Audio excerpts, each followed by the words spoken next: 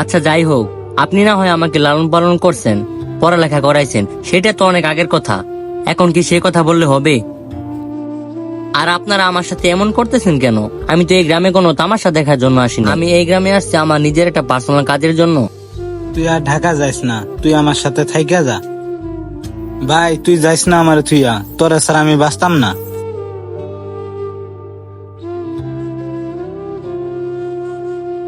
ধুর, এখানে কি শুরু করছেন আপনারা?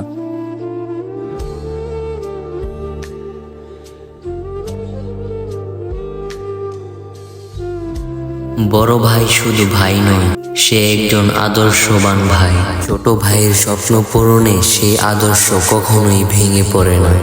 বড় ভাই মানে পৃথিবীর আরেকটা গ্রহ, যে গ্রহ শুধু ছোট ভাই বোনদের জন্য। বড় ভাই হলো হৃদয়ের জন্য উপহার আর আত্মার জন্য বন্ধু।